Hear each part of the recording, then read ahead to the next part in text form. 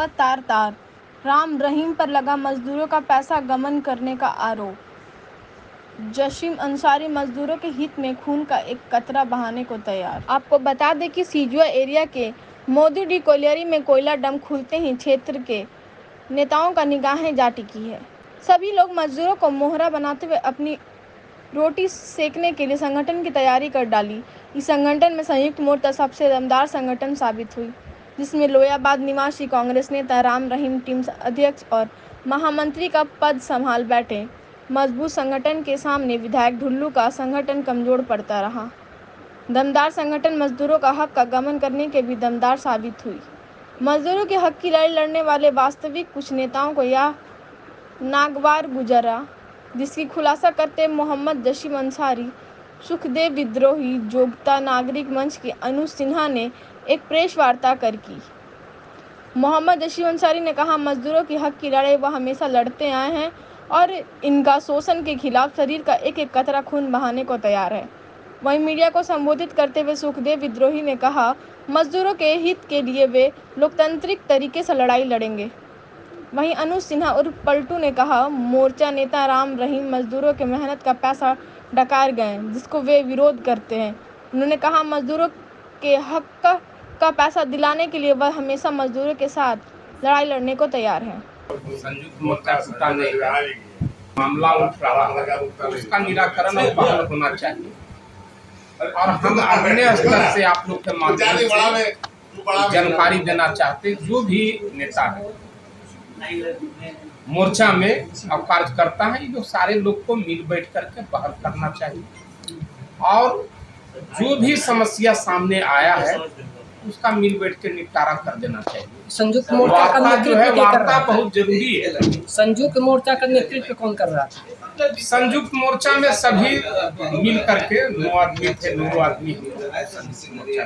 मजदूरों का हक का पैसा किसके जिम्मे आता था?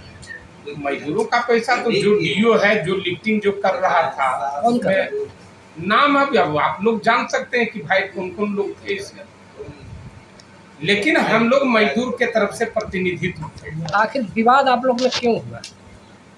विवाद कुछ हो सकता है, संबंधित जो मांग पत्र है अभी हम लोग नहीं देखे हैं। ये मांग पत्र जो है प्रबंधन को और प्रशासन के पास में गया है, उस वार्ता में क्या क्या मामला है ये हम अभी नहीं देखे। कल का बंदी का क्या प्रभाव रहेगा? बंदी का प्रभाव अब तो कल देखने से होगा, लेकिन हम अपील करना चाहेंगे कि किसी तरह का कोई वैसा कदम नहीं उठाया जाना चाहिए जिससे गरीब गुरबा को नुकसान हो।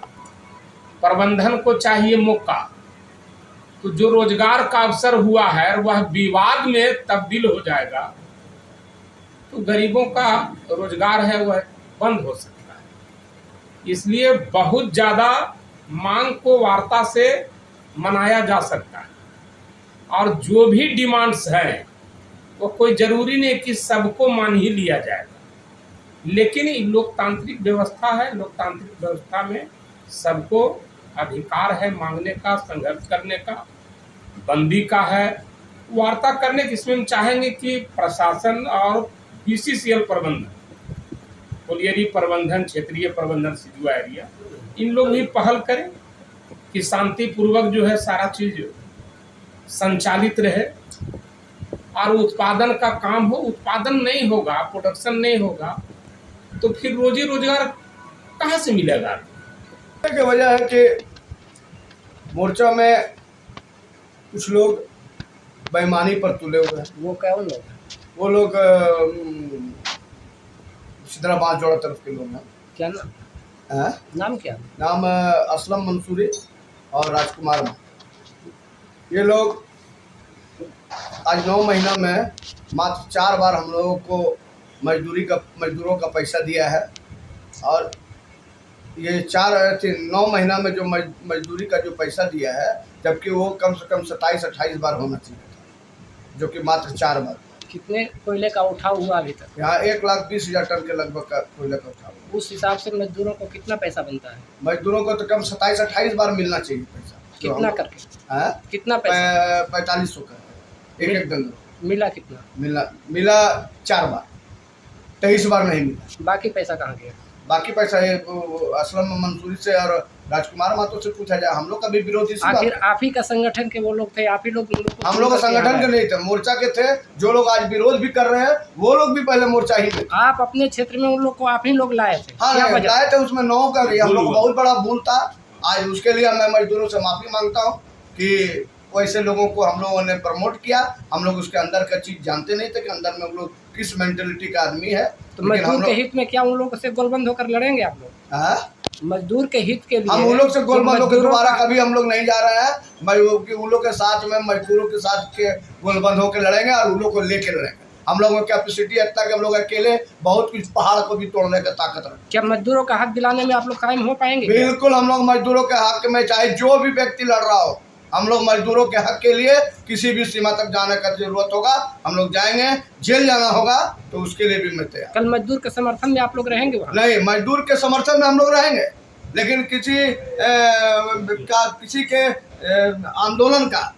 के आंदोलन का हम लोग विरोध भी नहीं करेंगे। आखिर मजदूर का ही तो आंदोलन होगा ना अपना हक हाँ, तो मांगने के लिए, मजदूर का तो आंदोलन उसके साथ ही आप मजदूर हैं। का आंदोलन होगा तो मजदूर को हम लोग अपना बात करके रखे हुए हैं कि हम लोग को भी जरूरत पड़ेगा तो हम लोग भी उतरेंगे। आज वो लोग लड़ाई लड़ रहा है तो कोई गलत बात को लेकर तो नहीं लड़ रहा है, वो लोग भी तो सही बात को लेकर लड़ रहा है। लेकिन जब उस लड़ाई में हम लोग उसका विरोध, कुछ लोग हम लोग के मोर्चा में उसका विरोध करने को आतुर है, हम लोग विरोध नहीं करेंगे। हम लोग मजदूर का हित का बात होगा, हम लोग समर्थन। जो विरोध करेंगे उससे आप लोग लड़ेंगे क्या? हाँ लड़े, जरूरत पड़ेगा लड़ेंगे। मजदूर के हित का बात आएगा हम लोग लड़ेंगे, लेकिन हम लोग किसी को मार के रगेट के भगाएंगे, ये करेंगे वो कर। हम लोग लोकतांत्रिक तरीके से, अहिंसात्मक तरीके से आंदोलन लड़ेंगे और उसके लिए जो भी कुछ करना होगा मजदूर हित के लिए। और ये भी बात बता दूं कि मजदूरों का हित की बात अगर सोचेगा कोई कि मजदूर को नजरअंदाज करके